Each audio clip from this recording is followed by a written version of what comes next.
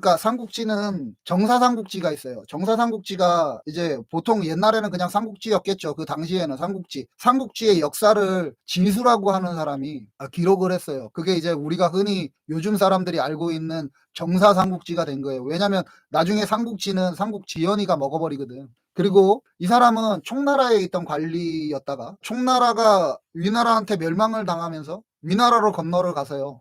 거기서 관리 생활을 하면서 이제 오나라의 자료들까지 촉오 위오의 자료들을 이제 정리를 하는 거예요. 이게 이제 정사삼국지의 시초인데 이 다음에 위진남북조 시대 보면 삼국지 시대가 끝나고 나는 그 다음에 위진남북조가 시작되거든요. 이 시대에 저 뒤쪽으로 가다 보면 그러니까 유송이라고 하는 남조에 있는 나라가 생겨요. 그러니까 유시성을 가진 왕이 있던 유의 송으로 해서 뒤에 있는 송나라랑 구분을 지으려고 유송이라고 하거든. 이때 왕이 명령을 해요. 배송지한테. 그때 이제 배송지가 관리였거든. 야, 이거 삼국지가 있는데 진수가 선 삼국지가 있는데 이거 너무 딱딱하다. 읽기 너무 힘들다. 여기 좀 편하게 좀 해봐라. 그래서 이제 이 배송지가 이제 그거에 주석을 달아요. 유시성을 가진 왕이 있었던 송나라의 배송지가 이제 3대 왕이 이제 걔한테 부탁을 하는 거거든. 이제 명령을 한 거겠죠. 이제 그 배송지가 주석을 달았다라고 해요. 그 다음에 그것이 이제 계속 전래되다가 나중에 이제 명나라 그러니까 원 말기에 명나라 넘어가는 그 교체기에 그 나간중이 이제 그 삼국 지연이 형태로 이제 만드는 거예요. 그러니까 민간에서는 아까 얘기했던 대로 관우는 그러니까 그 당시 죽을 당시서부터 선왕신이 되어 있을 정도로 그 당시에는 영향력이 있었어요. 그리고 근데 이제 조조가 이제 되게 키워져서 근데 조조가 되게 키워졌는데 그 조조가 키워준 위나라가 그 나라를 이어받았던 진나라가 이제 삼국을 통일해 버리니까 이제 더 막 올라가는 거지. 그리고 이게 보면 중국의 역사에서 보면 수당이 선비족이에요. 여기 지금 보면 아시죠? 선비. 오랑캐야, 오랑캐. 수나라, 당나라가 만들어지면서 선비족 계열에 있는 오랑캐 계열에 있는 사람들이 이제 중국의 이제 한족과 동화가 돼서 이제 이런 걸 만든 거거든요. 한족은 계속 짓눌려 사는 그런 상황이었던 거야, 그 당시에만. 그러니까 오히려 그러니까 촉한의 이제 한나라에 대한 정통성이라고 하는 게 분위기가 강했던 거지. 그리고 원나라는 아시다시피 그러니까 원명 때 이제 나간중이 이제 쓰는데 자, 우리가 삼국지에 대해서 자꾸 뭐 재해석을 한다거나 삼국지 관련해서 역사서의 얘기를 하자. 제가 지금 동이민족으로 오랑캐로서 삼국지를 좀 보자라고 얘기를 하잖아요. 자, 진나라 그 기반이 되는 문학을 만들었던 진수가 총나라에 있다가 총나라 말기예요. 총나라 망하기 전에 그 총나라에 있다가 위나라에 의해서 망하면서 위나라로 건너를 가요. 그리고 그 위나라에서 그 위 말기예요. 그 다음에 이제 사마 가문이 이제 진나라를 만드는 거거든. 그 위나라를 전복을 시키고 그러니까 그 시기였던 거야. 그 시기에. 그러면 그 당시에 벼슬을 했던 사람이면 이미 보면 알겠지만 80년 정도 역사가 이미 삼국에 대한 역사가 80년 정도 있던 데야. 그러면 얘가 그때 당시에 기록을 했어도 이미 총나라가 자기 정권의 정당성을 세워져 있는 상태였고 그 다음에 위나라도 자기 정권에 대한 정당성을 세우고 난 다음이에요. 그 다음에 오나라도 자기 정권에 대한 그 정당성을 세우고 있는 상태야. 이 상태에 말기에 들어갔던 진수가 이 여러 사료들을 검증을 해서 삼국지를 썼을 때 그게 정사삼국지예요. 그러면은 한번 생각을 해봐. 우리가 조선 왕조 실록처럼 매일 사관이 기록했던 그런 역사가 아니라는 거지. 이 삼국지의 역사라는 건. 그건 이렇게 해서 나와 있던 어떤 자료들, 여기에 이렇게 있던 자료들, 그 자료에 대한 신빙성이 우리가 일반 왕조가 계속 진행되면서 봤던 사료만큼 정확하겠냐는 거죠. 물론 그걸 정리를 해서 삼국지라는 걸 만들었으니 대단한 거는 맞아요. 그리고 그게 우리가 사료로서의 가치가 있는 것도 맞지. 하지만 이미 시기적으로 바라봤을 때 상당히 뒤에 있는 시기가 돼버렸고 몇십 년이 지나간 사안이었고 당시에는 아까 봐서 알겠지만 우리가 삼국지를 보면 그거 봐야 돼. 주간이잖아요. 주간은 뭐겠어요. 전쟁이 일어나는 시기마다 훼손될 확률이 굉장히 많은 게 주간이에요. 주간. 종이도 마찬가지고 그 당시에 이제 채운이 100년에 종이를 만들었다고 해도 그 종이가 그렇게 일반적이지도 않았었고 그러면 그걸로 기록했던 것들을 찾아보는 건데 이게 정말로 정확한 삼국지에 대한 정사의 사료로서 물론 가치는 있지만 가치는 없다라고 하는 게 아니라 어떤 것들이 그 속에 그러니까 다양한 것들이 담기지 않겠냐는 거죠. 그러니까 정사삼국지에도 막 귀신이 나오는 얘기가 있고 막 지금 현대에 바라보면 말도 안 되는 얘기들이 담겨 있는 거예요. 민간설화 같은 것들이. 그러니까 이거를 알아야 돼. 정사삼국지는 일단 그래요. 근데 진수는 다행인 건 뭐냐면 이런 에피소드가 있어요. 진수 그러니까 그 삼국지를 썼던 사람의 에피소드에 이런 게 있어요. 그러니까 아버지 상중에 탕약을 먹었어요. 몸이 너무 허해져 갖고. 이러면 안 되거든. 왜 안 되냐면 아까 얘기 드렸던 대로 유교에서는 이러면 안 돼요. 자봐. 유교를 본으로 보면 어떤 식이냐면 이런 거죠. 공자가 3년상을 행하는 이유를 이렇게 얘기를 했대요. 자식이 태어난 지 3년이 지난 뒤에야 비로소 부모의 품을 떠나는 것이다. 대체로 3년상은 천하의 공통된 법이다. 이게 공자의 말씀이에요. 공자님의 말씀. 유교의 대공자님의 말씀이라고 이게. 그걸 지극정성으로 믿는 거예요. 3년상을 우리가 그래서 하는 거예요. 그래 어느 제자가 이제 물어요. 공자한테. 3년상이 너무 깁니다. 군자가 3년 동안 예를 익히지 않으면 예가 무너지고 3년 동안 음악을 연주하지 않으면 잊어버리게 됩니다. 나무도 철마다 바뀌니 1년이면 그칠만 합니다. 그러니까 족하다고 1년이면 우리 3년간 인간적으로 너무 길지 않아? 3년 1년으로 갑시다 라고 얘기했더니 공자가 이 얘기를 해요. 3년도 안 되어 흰밥을 먹고 화려한 옷을 입어도 내 마음이 편하냐. 군자는 상을 당하면 맛난 음식을 먹어도 단맛을 못 느끼고 음악을 들어도 즐거움을 못 느끼고 집안에 살아도 편안하지 못하다. 고로 3년상을 해야 된다. 그래 이 제자가 물러나자 공자가 다른 제자한테 이 얘기를 해요. 쟤는 정말 어지지 못하는구나. 어린애가 태어나면 3년 이후에야 부모의 품에서 벗어난다. 이게 공자 이거를 철떡같이 믿는 거야. 근데 아까 얘기했던 대로 진수는 3년상 치르는 과정에 탕약을 먹었거든. 자기 몸 좋아지려고. 그러니 한번 생각해봐. 육아를 믿는 사람들 그러니까 유교에 아까 얘기했잖아. 자기의 도리를 지키는 게 유교라고요. 그런 사람들이 제 진수가 얼마나 미워 보였겠어. 그러니까 막 공격을 해요. 그래서 그 당시에는 과거제가 있는 시기가 아니라서 그때 당시에 한동안 되게 힘들었대요. 진수가. 누가 청거를 해주지 않으면 과거제가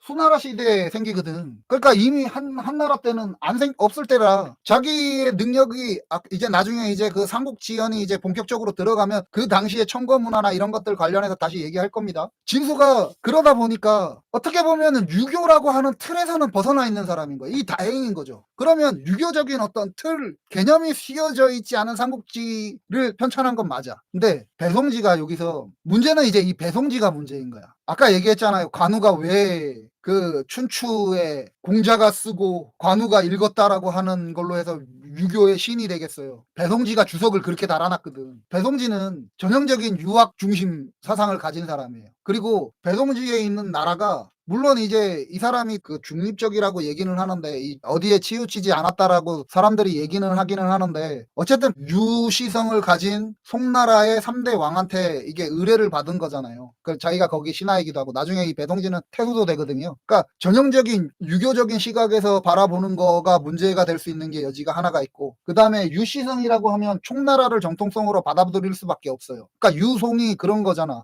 아니다라고 얘기하는데 확인할 겨를이 없잖아. 여기서 뭐 되게 객관적으로 썼대. 배송지가 주석을 되게 객관적으로 썼대요. 우리가 어떻게 확인하냐고 그걸. 지금에 와서 누구한테 욕했다 이런 걸로는 아니잖아. 그냥 역사에 기록된 거를 그렇게 썼을 수도 있잖아. 그리고 배송지가 주석을 되게 많이 달아요. 그러면서 이제 읽혀지는 건데 중요한 건 베이스가 배송지의 베이스에는 유교가가 있었다는 거지. 아까 얘기했던 그런. 그래서 전통성은 위나라 서진으로 이어지는 그쪽에 전통성이 있다라고 얘기는 하지만 유교에 관련되는 그러니까 도리에 관련되는 그 당시에 선비이자 학자인 이게 우리가 사대부라고 얘기하면 사는 공부하는 사람이라는 뜻이고 대부는 이제 벼슬을 한 사람이거든요. 그러니까 이 사람은 그냥 유교를 공부한 벼슬아치 뭐 아무튼 공무원인 거죠. 그 베이스가 주석에 그러니까 정사삼국지에는 아까 얘기했던 대로 진수는 그런 부분은 분명히 빠져 있는데 하지만 얘가 총나라의 신하였다가 위나라로 건너가서 위나라의 신하가 되었다가 망한 오나라에 있는 애들이랑 만든 게 정사삼국지고 그 다음에 그 주석분을 유교라고 하는 애가 필터를 갖고 있는 애가 달기 시작한 거야. 이게 왜 무서운 거냐면 자 봐요. 위진남북조 시대에 배송지가 이제 이 주석을 달아요. 근데 그 다음에 수나라가 지나가고 당나라가 지나가고 5대 19기 지나가고 송나라가 지나가고 원나라가 지나가고 명나라 들었을 때 그때 나간중이가 이걸 정리를 잡거든.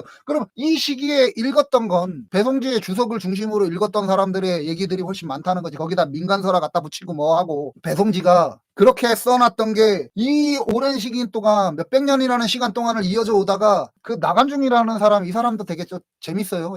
저게 뭐가 재밌냐면 고시생이에요. 고시생 만년고시생. 그러니까 이 나간중이 그러니까 명나라 때가 과거 제도가 아까 얘기해 드렸던 대로 수나라 때 과거 제도가 실시되는데 그게 최고 정점에 달아있던 때가 명나라 때거든요. 그 시기에 이제 초창기네. 그때 과거 시험에 떨어지기를 반복하는 사람이에요. 떨어지기를, 그러니까 이게 나간중이 참 재밌는 사람인 게 떨어지기를 반복을 하면서 찻집을 자주 갔대요. 근데 그 당시에 찻집은 어떤 거냐, 우리 태양별이 보면은 막 이렇게 뭐 조그만한 데서 막 공연하고 하잖아요. 막 디디딩 하면서, 그것처럼 찻집에서 우리 그러니까 만담가처럼 그렇게 공연하는 사람들이 많았대요. 명나라 그 시기에, 나간중의 그 시대에, 그 앞전 시대에도. 근데 이 시대가 어느 시대냐면, 자 봐요. 수나라도 그렇고 당나라도 그렇고 선비족이 중국에 동화되면서, 한족에 동화되면서 이제 나왔던 시기고요. 송나라는 그 한족의 나라예요. 그리고 세워진 게 명나라예요. 명나라가 역대 어느 정권도 하지 않았던